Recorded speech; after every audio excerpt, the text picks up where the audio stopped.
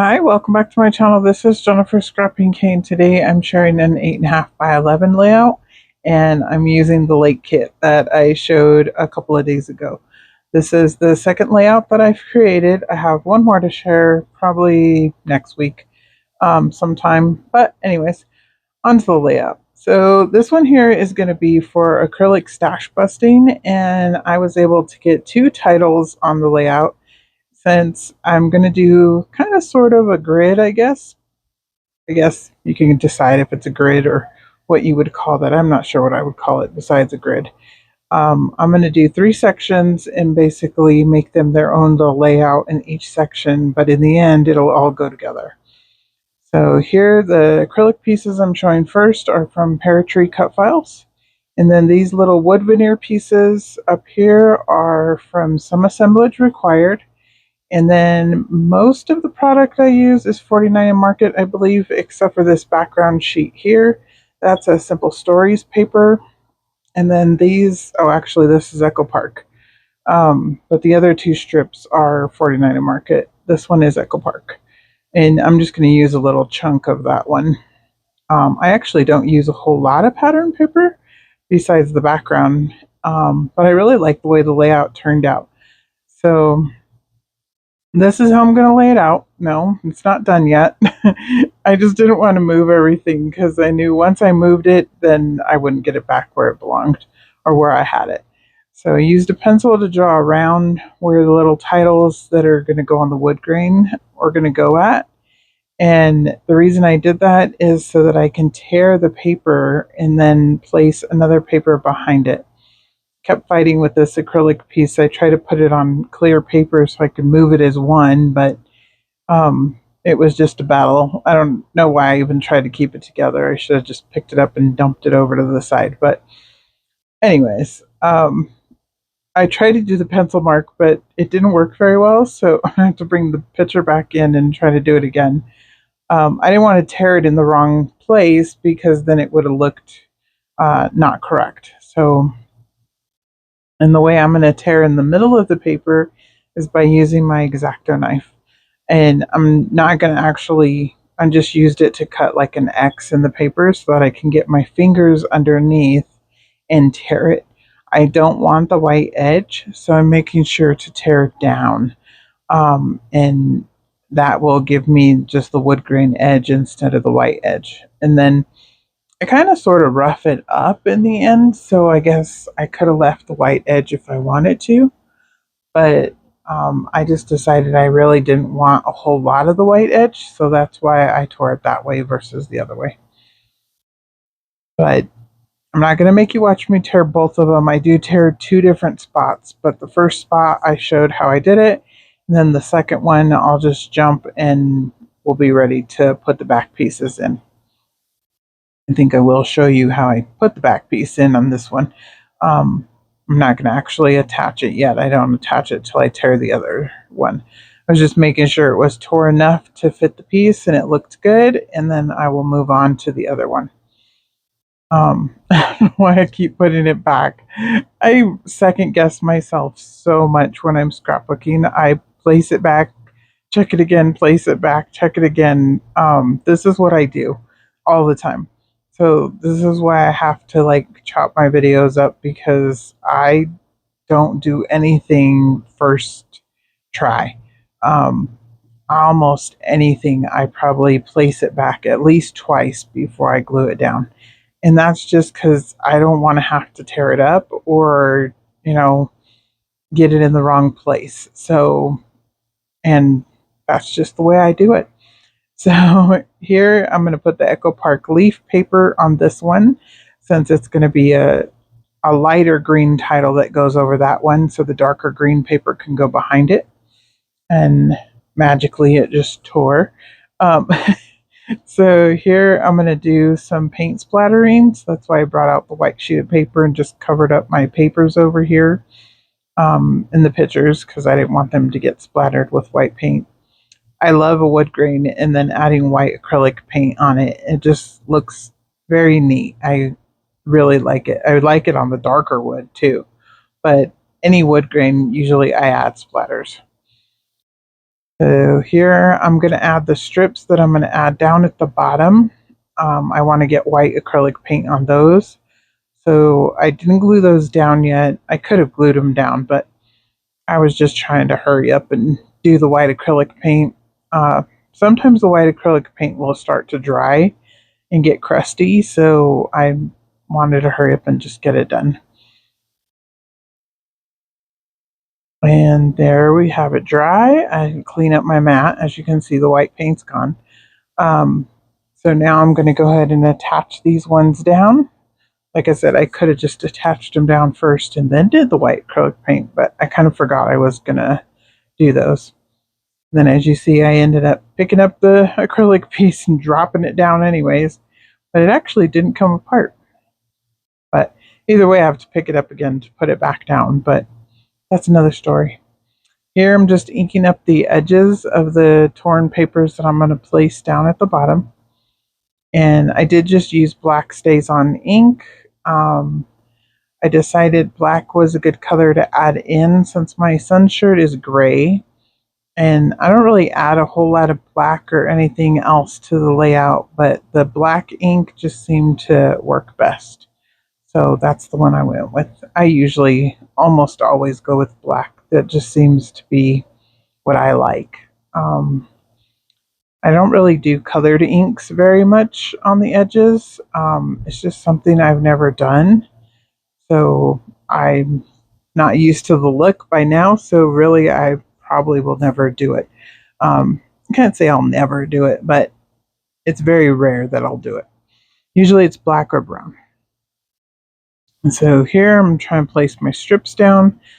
This one here I actually cut like perfectly to fit over the hole almost, so I had to rub the ATG back off of it. And then this one here I need to angle a little bit so it fills the hole. And there you go. They're attached down. I'm just roughing up the edges a little bit more so that you'll see them when I put the acrylic pieces down or the title piece down. All of the photos I matted in white cardstock and actually used Miss Kate's colored cardstock, but flipped it over and used the white side. And that was just because it was close by and I don't have very much white cardstock. Usually I use paper pad white cardstock. If I don't like the other side of the paper, the pattern paper, I'll just use the white side. Here I'm going to use Shimmerz Paints to add shimmer to each of the wood grains. I'm going to paint each one. And I'm going to use, this one here is Emerald City, I believe. Let me see, I have my inks right here. Emerald City, and then the green, the lighter green, bright green is Honeydew List. And then I'm going to add Penny for Your Thoughts for the brown color. And then the gold is Minor Minor 49er. And I can speed this part up a little bit. I'll just speed it up. I paint fairly often, so you guys see me paint all the time. But what I try to do is just use the smallest paintbrush that I have, and then if I'm adding more than one color, I try to just stay in the little section of that area, and then the Shimmerz paint kind of spreads out a little bit, and it will just soak in to where you want it to go, especially if it's engraved wood grain. This one here is wood veneer by Some Assemblage Required, and most of hers has little grooves in it, so it's fairly simple to paint. This one here is just the leaves, and I really didn't care if they were mixed or not, so you saw me use my finger and I just kind of rubbed it in. And then the little dragonfly is the one I'm going to use the Minor Minor 49er on. And then Penny for Your Thoughts, I'm going to put on the dragonfly, and I also put it on all of the branches with the leaves. So I'm done painting. I'll push those over to the side, let them dry. And then I'm going to use the Shimmerz paint to splatter around the little torn circles or shapes. Not sure that they're not really circles. They're just mixed up shapes. So I'm going to tear each of those ones. And then, or not tear each one of those. I'm going to splatter each one of those. Yeah, there we go. I got some words now. Um, so here's the, what is that? The lettuce one. Let us be together. Yeah, I think that's what it's called. I don't know. They all have really funny names, but I just love these little pots. They are the best. You just add a little bit more water each time, and then just, if you have a glass mat or you have a mixed media mat, just put a little bit down on your mat and then add a little more water. And it's amazing how long they last for. I love them. They are definitely worth your money. So here, I'm going to show a little close up of the splatters, clean my desk off again, and now I will come in and attach my photos. And the 4x6 is going to go down at the bottom because one of the large acrylic title is actually going to go on top of the photo. And these photos are not very important, and they're also digital photos, so they can be reprinted at any time. So I'm not afraid to put the acrylic on top of them, because I will be adding liquid glue on top of the photo to attach the acrylic piece. But he's just walking in Pikes Peak. This is our little vacation part of our Pikes Peak photos that I did a few weeks ago. I still have more of those actually to do, but I'm using a different kit for those ones. So, but these ones here, I decided to go ahead and throw into this kit because I had these acrylic pieces and they just worked. So here I'm adding a little photo of him closer up, and then the one where he's a little further away but it shows the sky, I thought looked better up top up here. He's actually, we're the same amount away. I just walked a little bit closer to him to take the close-up one. And if you notice his haircut, if you're curious, he actually had a mohawk right now, except for he had it laying down and he didn't, spike it up. Probably because we were camping and, there wasn't a whole lot of, well, there's water, but river water is not really what you want to have in your mohawk for the day. So he just combed it down.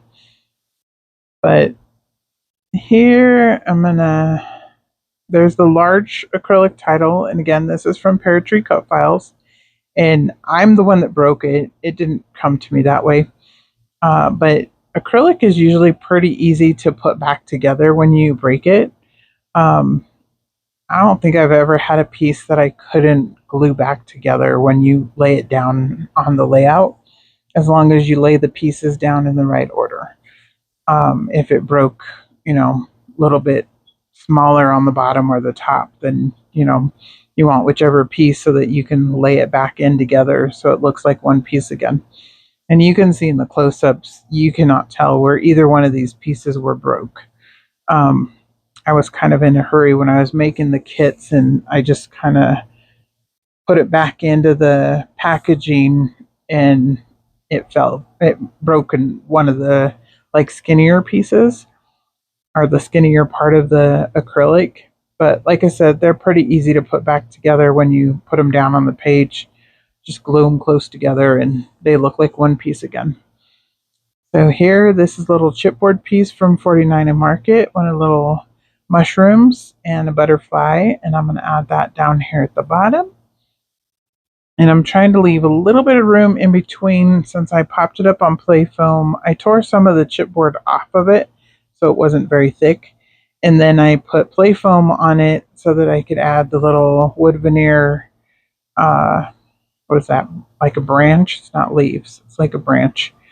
It kind of matches the 49 and Market little branches that are behind the mushroom.